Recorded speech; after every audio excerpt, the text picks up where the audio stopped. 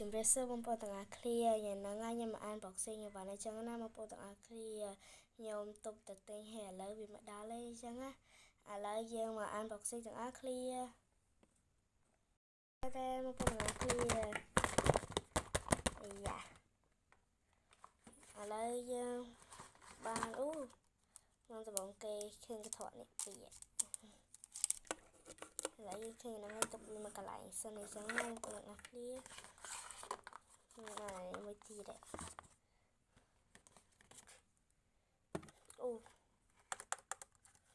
គេចាប់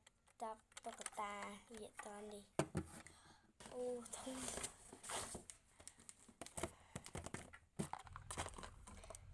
យ៉ាទាំងអស់គ្នាអាវ៉ាន់យើងគឺមានប៉ុណ្ណាឥឡូវយើងមកចាំងយើងកុំតើបើកកាត់ផ្អាប់កាត់បាននេះយើងមកបើកផ្អាប់នេះសិននេះ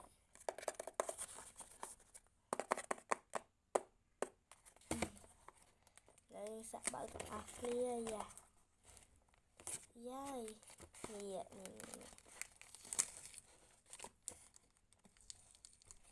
សាក់បើកទាំងអស់គ្នាបងប្អូន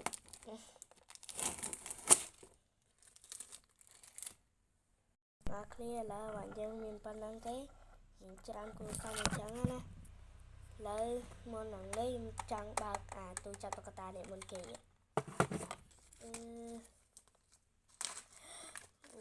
ចាក់ចូលក្នុងនេះដាក់ពេលមកយើងចាក់វាចូលបងប្អូនជ្រូកក្របអស់មួយ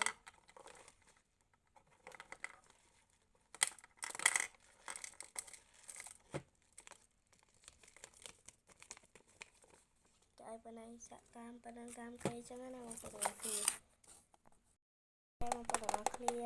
ឥឡូវខ្ញុំបានដាក់រួចរាល់ឥឡូវយើងសាក់ចាប់ដងហើយបងប្អូនយើងភ្លេចប្រាប់មួយទៀតក្នុងកូនបានណាគេមានសេចក្ដីឲ្យយើងទៀតតើឥឡូវសាក់ចាប់ទាំងអស់គ្នាចាប់បានណានេះវាទៅបាន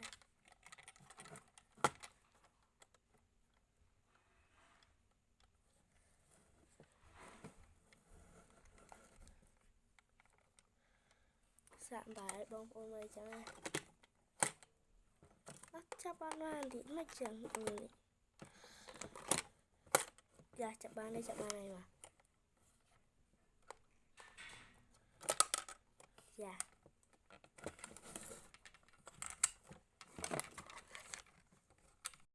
តើបងប្អូនទាំងអស់គ្នាឡើយខ្ញុំចាប់បានហើយអញ្ចឹងណាបងប្អូនសាក់បាក់ទាំងអស់គ្នាក្នុងกระดาษទាំងមានអីគេ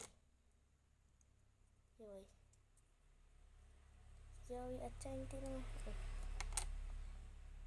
ងាប់ហើយសេចក្ដីផ្ទះកាភ្លៀង3ដងមើលអត់សូវឃើញជាស្វាង1 2 3សบายដែរតើបងប្អូនទាំងអស់គ្នាឡើងដាក់ចូលវិញអញ្ចឹងណាយុយក៏ឥឡូវកុំឲ្យវីដេអូសុំញ៉ាំអីចឹងណាបងប្អូនទាំងអស់គ្នាឥឡូវខ្ញុំចង់មានអារម្មណ៍ចង់បើកផ្អាប់បាននេះខ្ញុំចង់បានអានេះមួយនេះចង់បានផ្លែប៉េះមួយហើយនឹងនេះបើ1 2នឹងបានអីហើយឆ្កានេះមួយទៀតចា3នឹងចាំបានតោះហើយសាក់ទាំងអស់គ្នាចឹងណាបងប្អូនឲ្យបងប្អូនមើលអីគេបងប្អូនបើ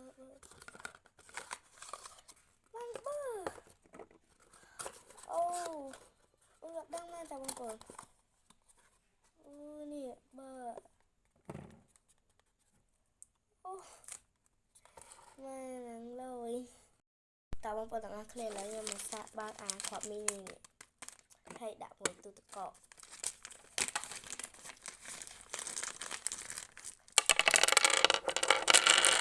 ច្រើនគូសោនឹងសាក់រៀបអីចឹងណាបងប្អូននេះមានច្រើនកកសាក់រៀបណាបងប្អូនទាំងអស់គ្នាឥឡូវខ្ញុំមករៀបទូទឹកកកហើយណាឥឡូវបើកទាំងអស់គ្នាមក1 2 3ត្រេនណែគេមានណាកូគេនឹងខ្ជូតដាក់ចូលវិញមានណាកូននឹង2ដប ហើយនេះខ្ញុំចាយឲ្យគេអ្នកនងនេះអីទីមកតែមួយដែរទាំងអស់អានេះដូចឆាបន្លែពេលនេះវិញអ្នកនឹងឈឺខ្ញុំគាត់អានេះដូចនំសមចឹងតែនឹងរបៀបកាពិតបើហើយសម័យទៅដូចស្រាយដាក់បាយអញ្ចឹងបងប្អូនទាំងអស់គ្នា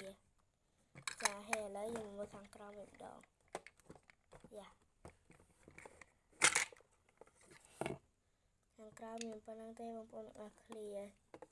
រៀងច្រើនដែរហ្នឹងនេះដាក់នៅសាទៀតនេះចឹងអូមកផ្លេចមួយទៀតប៊ីតបាក់នេះលុយទៀតបងប្អូនទាំងអស់គ្នាដឹងលុយមិនបានបើខាងក្រៅគេ 50000 ចឹងនេះបងប្អូនឈប់ចឹងយកចា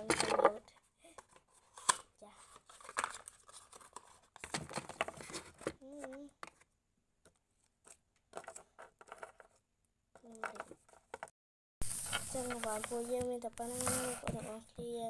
ចឹងបាយបងប្អូនទាំងអស់គ្នាហើយកុំភ្លេចបងប្អូនជួយចុច subscribe និងម្ដាយខ្ញុំម្នាក់មួយផងណាបងប្អូនជម្រាបលា